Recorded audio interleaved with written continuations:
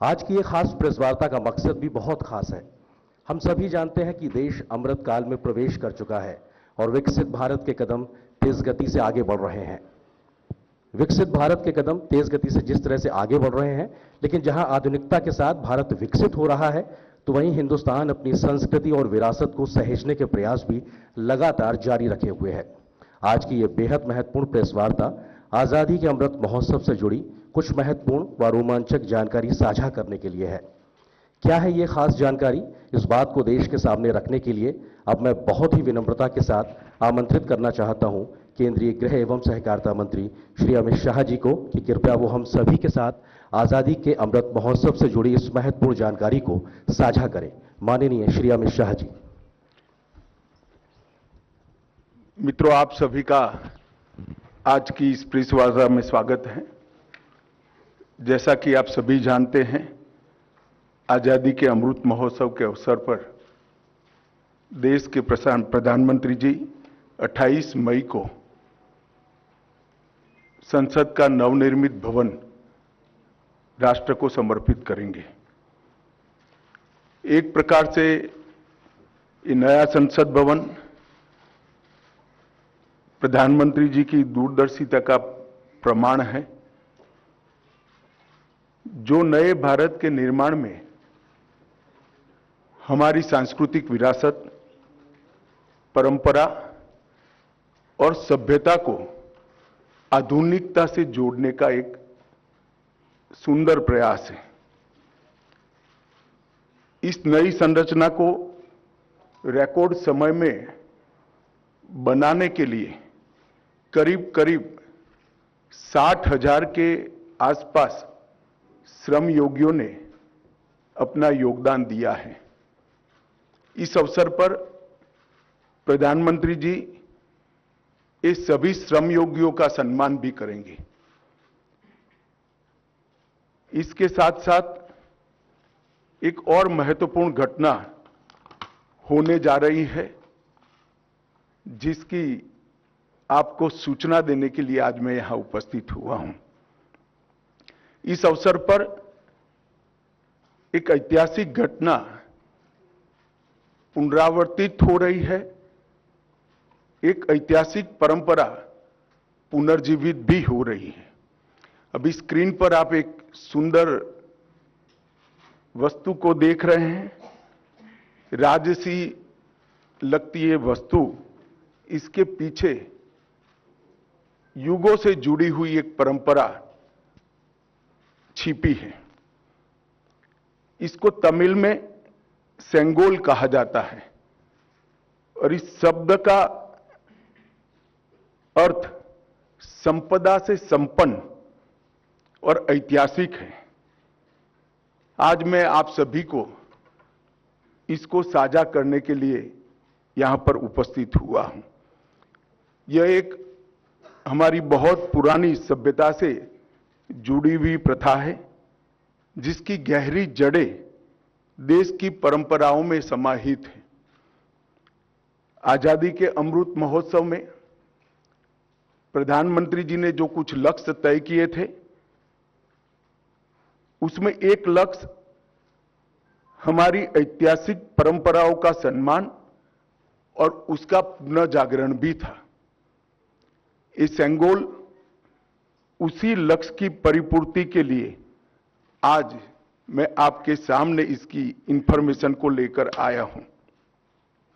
ये घटना जुड़ी है आजादी की क्षण के साथ।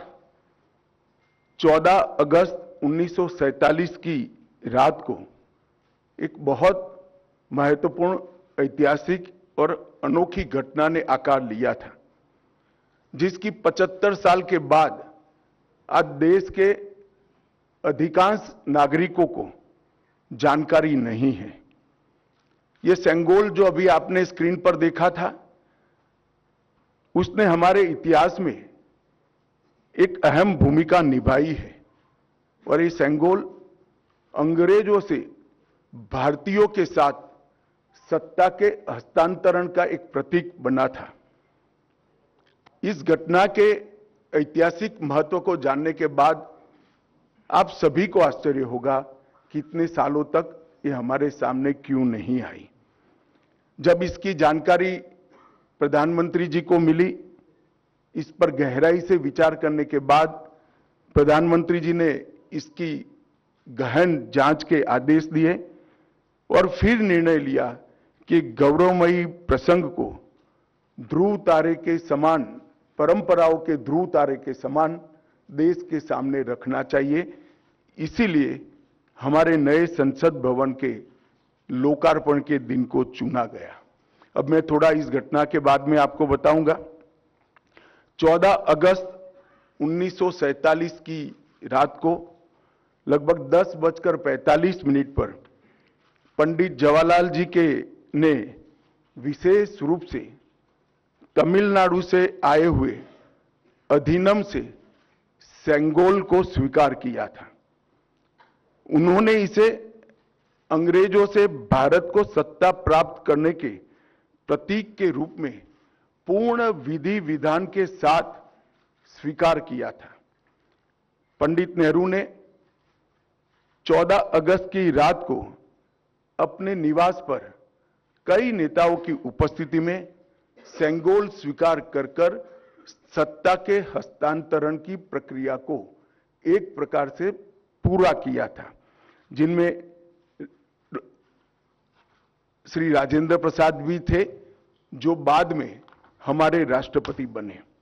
ये घटना क्यों और कैसे हुई, हम सब जानते हैं कि सन 47 में भारत को आजादी देने का जब निर्णय हुआ, तब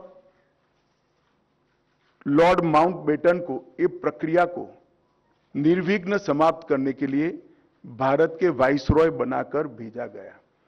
जब ये प्रक्रिया करने का समय आया, तब लॉर्ड माउंटबेटन, क्योंकि इंग्लैंड से आते थे, इनको हमारी सांस्कृतिक और पारंपरिक व्यवस्थाओं की जानकारी नहीं थी।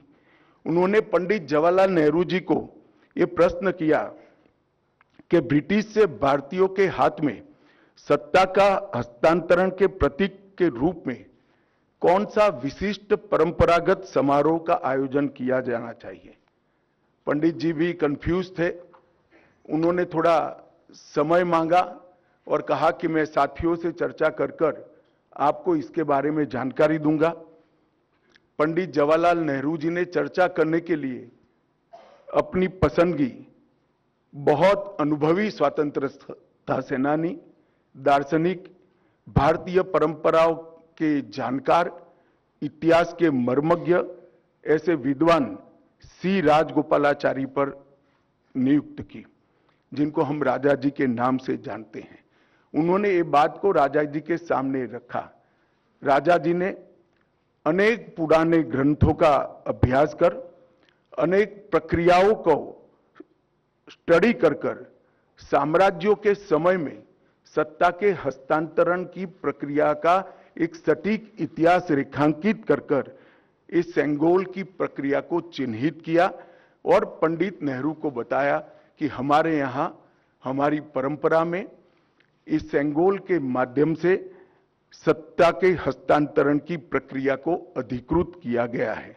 और इस प्रकार ये प्रक्रिया तय हुई और पंडित नेहरू ने पवित्र सेंगोल को तमिलनाडु के अधिनम से स्वीकार कर अंग्रेजों से भारतीयों के हाथ में सत्ता के हस्तांतरण को आकार दिया। वही क्षण था जब पंडित नेहरू ने सेंगोल को स्वीकार किया, जब हम जिसको स्वतंत्रता कहते हैं, इसका सटीक स्तन था।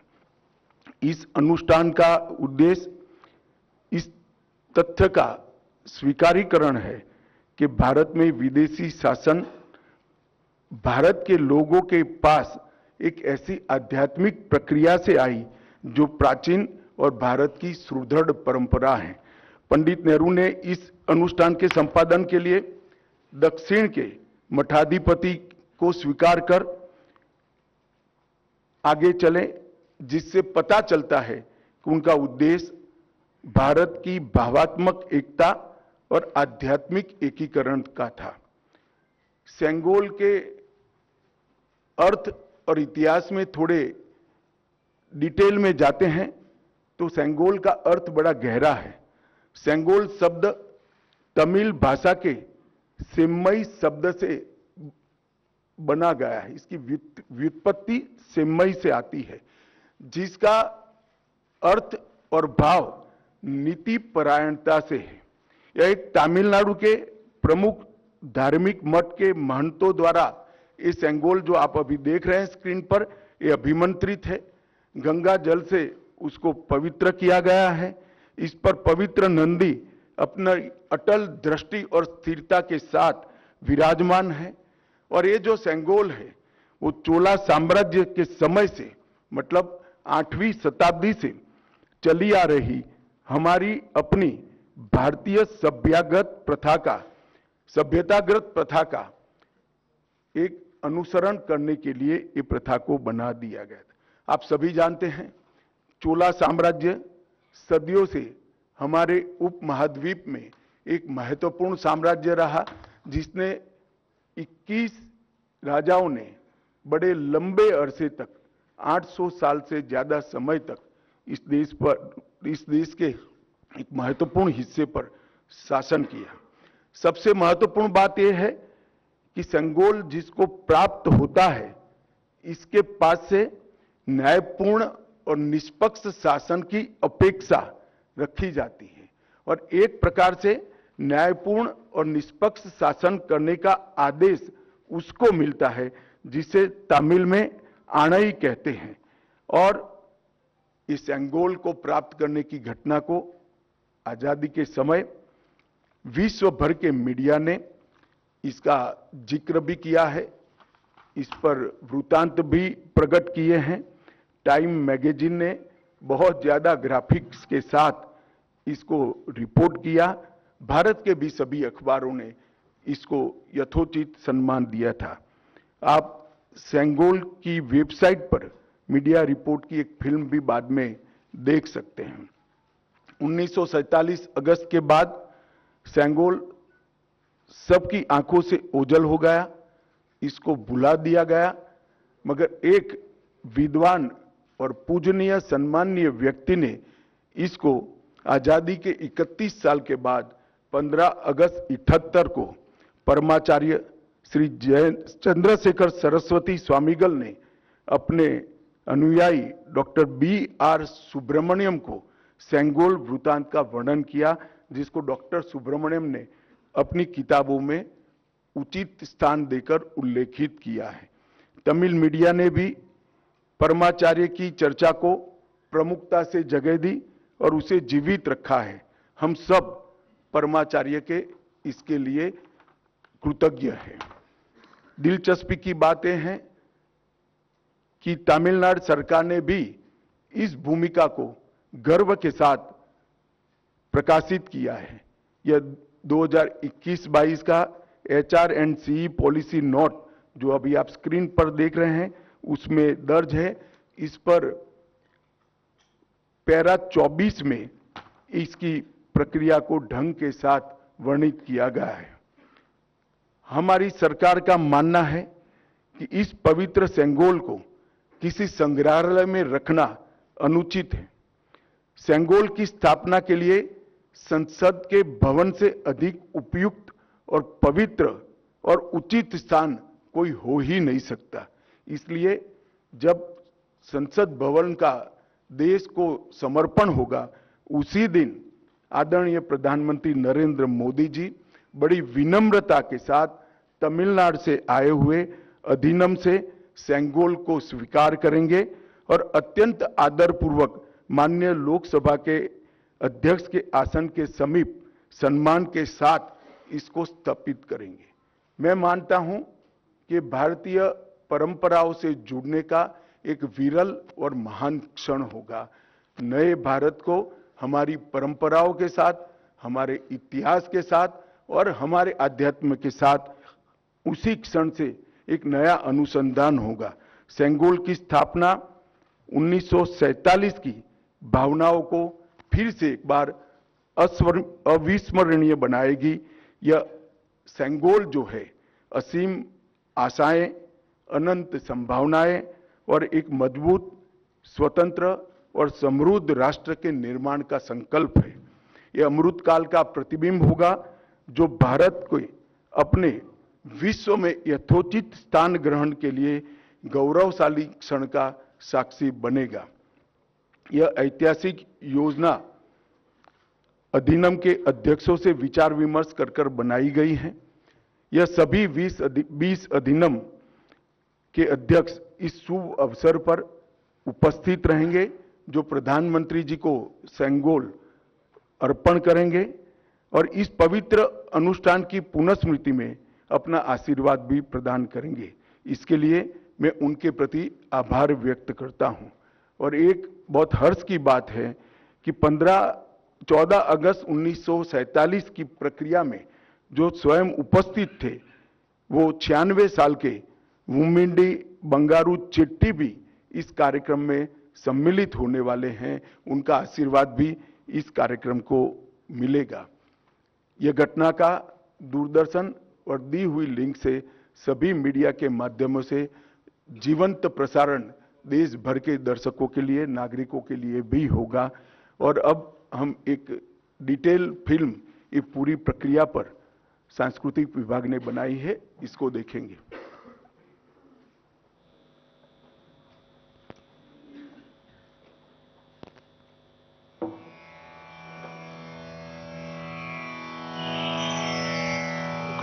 August 1947. Madras Presidency, Tamil Nadu. A group of people were preparing for the trip of their lifetime. They had been called to carry out an important mission, to sanctify and legitimize the transfer of power from one ruler to another. Where were these people going? Delhi. India was getting ready for its freedom, to be rid of the British rulers.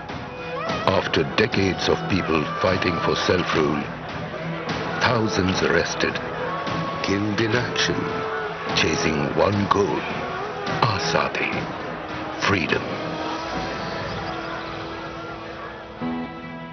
The last Viceroy, Lord Mountbatten, had a task to complete, to hand over power to the Indians. He had a simple query. How should this moment of handover be conducted? A handshake would hardly do. What is the symbolism that should be adopted for the moment? He posed this question to Pandit Jawaharlal Nehru. A good question, something that needed thought. A puzzled Nehru turned to the veteran freedom fighter, Shri C. Rajagopalachari. Rajaji, as he was popularly known, was from Tamil Nadu.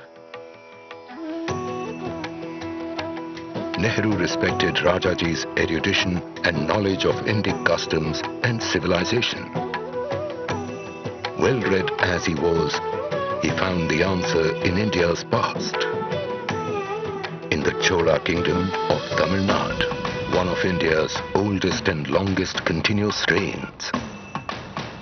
The transfer of power from one Chola king to another was marked by the passing of the Sengol, the staff of righteousness, blessed by the high priest of the time, invoking the blessings of Lord Shiva, the Cholas being his ardent devotees. Worship continues in their 1,000-year-old temples to this day. Rajaji recommended that a similar ceremony and symbolism be followed. Nehru accepted this. Rajaji wasted no time in contacting the leading Dharmic mutt or monastery. The Thiruvadurai Adinam, established over 5 centuries prior, located in the heart of Chola land, functioning to this day. The then seer 20th Guru Maha Sannidhanam, Srila Sri Ambalavana Desika Swami, who was ailing at the time, accepted the task.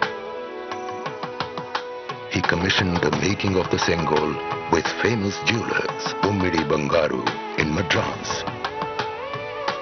On top of the Sengol was Nandi, symbolizing strength, truth and righteousness. Recalling the making of the Sengol, 96-year-old Shri Bhumidi Ettirajalu.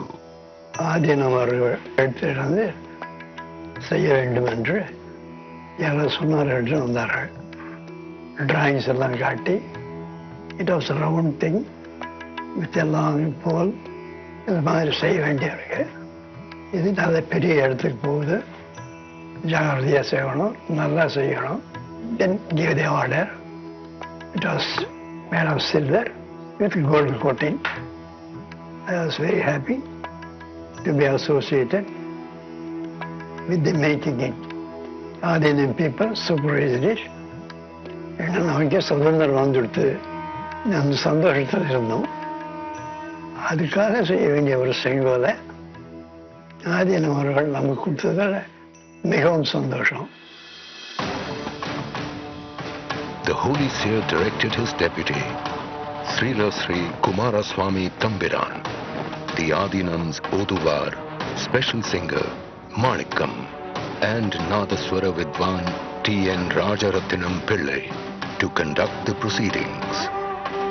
The delegation was flown to Delhi on a special flight. On the night of August 14, 1947, Srila Sri Kumaraswamy Thambiran gave the Sengol to Lord Mountbatten.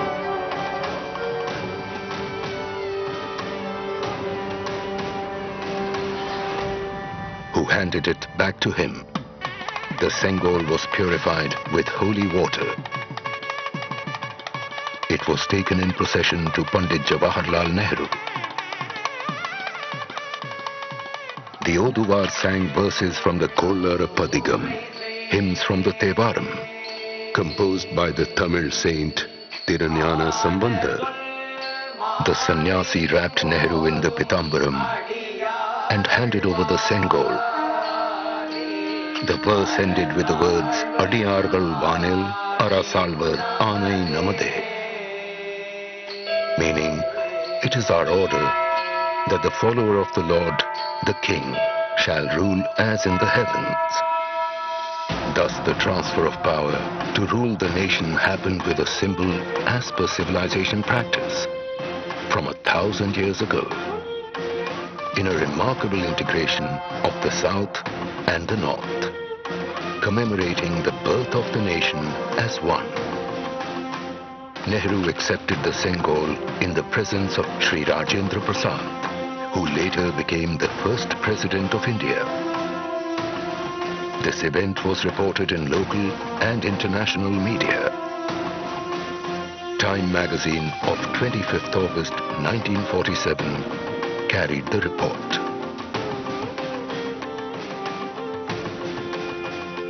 Pandit Nehru thereafter went on to deliver his famous address at the midnight hour of August 14th, 1947.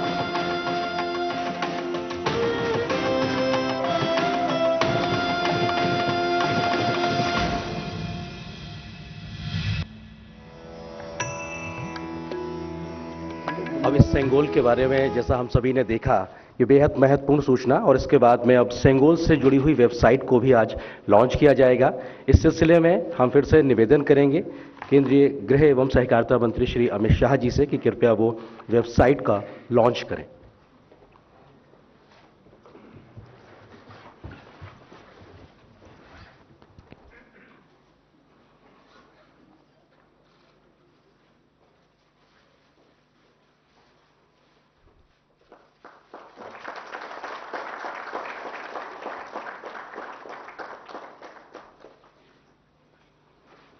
बहुत बहुत धन्यवाद, शुक्रिया माननीय गृह एवं सहकारिता मंत्री जी, इस महत्वपूर्ण कार्यक्रम के बारे में जानकारी देने के लिए, वेबसाइट लॉन्च करने के लिए।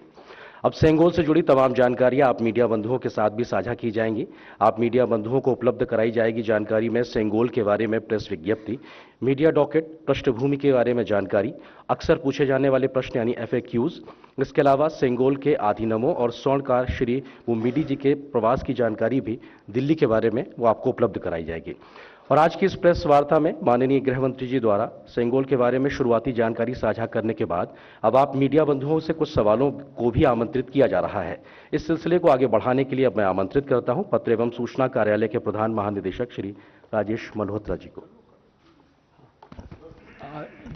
एक सेकंड, पहले मेरा निवेदन है कि इसी प्रक्रिया के बारे में ही सवाल करिए। मैं नहीं चाहता कि कोई राजनीतिक बात आज के महत्वपूर्ण प्रसंग में आए।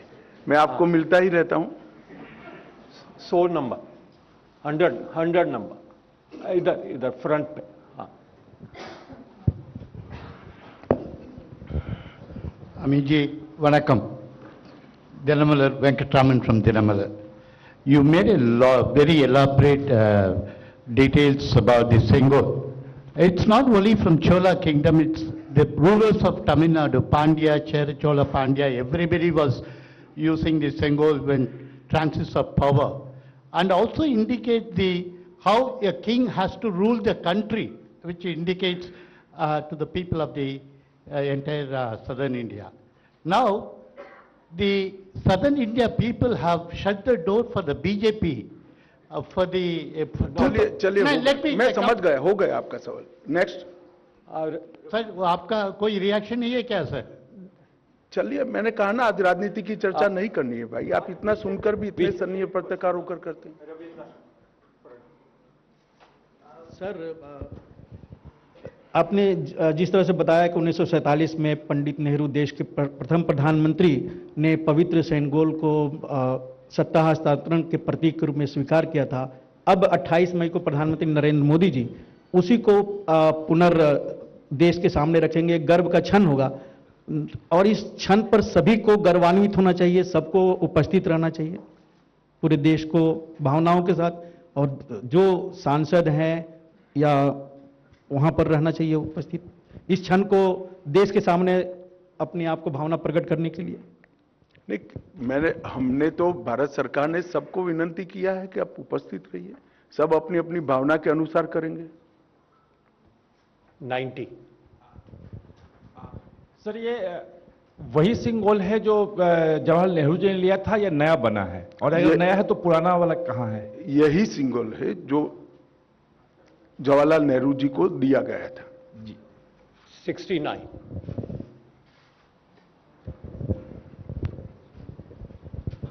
सर, जैसा आपने कहा कि यही सिंगोल है जो 1947 में दिया गया था, लेकिन ये अब तक था कहाँ और क्या पिछली सरकारों ने इसको खोजने की कोशिश किया या फिर पार्लियामेंट में लाने की कोई भी कोशिश की? इलाहाबाद के संग्रहालय में था, वहां स्थित था, उसको वहां से यहां लाया गया है। 125।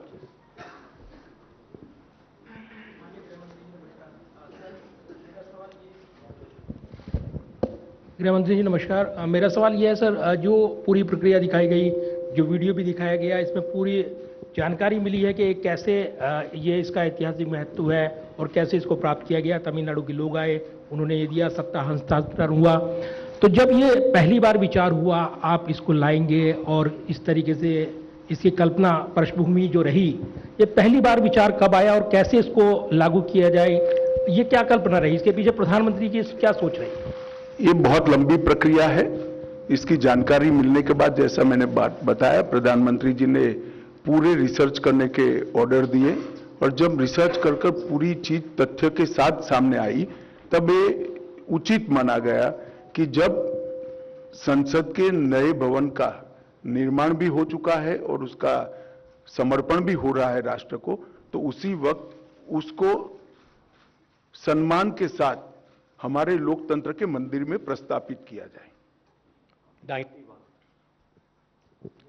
सर नमस्कार, मैं आमिर हूं न्यूज नेशन से। सवाल यह है कि आपने जैसे कहा कि देश से इसको छुपाया गया, इसके बारे में बताया नहीं गया। मैंने ऐसा नहीं कहा, देश को जानकारी नहीं है ऐसा कहा गया। छुपाया गया आपका शब्द है। आगे बोलिए। लास्ट क्वेश्चन 256 मैडम, आप लास्ट क्वेश्चन।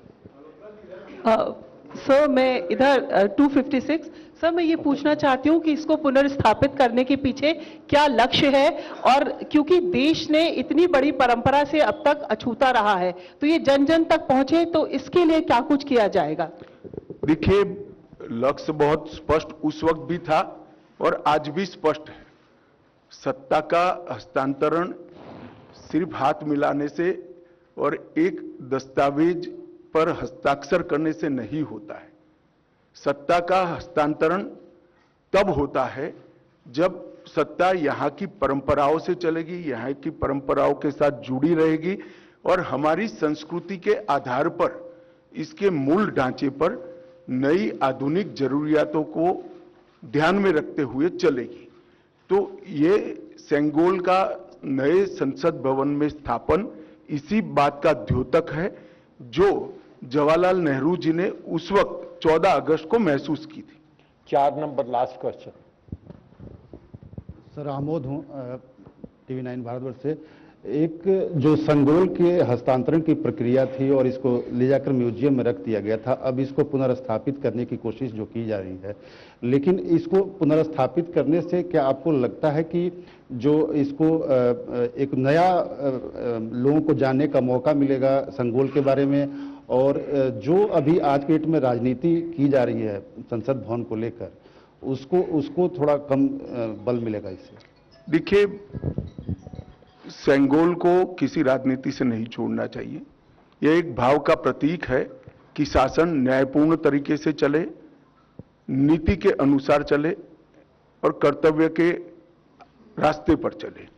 और वो संसद में सेंगोल को स्थापित करने से हमेशा ये संदेश हमारे लोकतंत्र के लिए समग्र जनता में और जनता के प्रतिनिधियों के बीच में जाना है। ये इसके पीछे भाव है।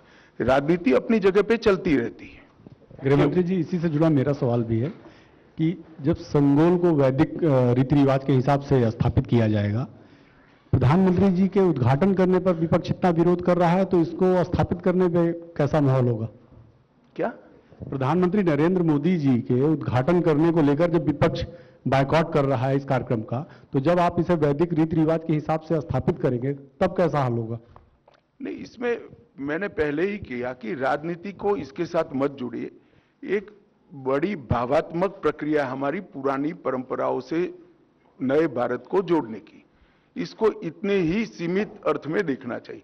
राजनीति अपनी जगह पे चलती है और सब अपनी अपनी क्षमता से, सोचने की क्षमता के अनुसार रिएक्शन भी देते हैं और काम भी करते हैं।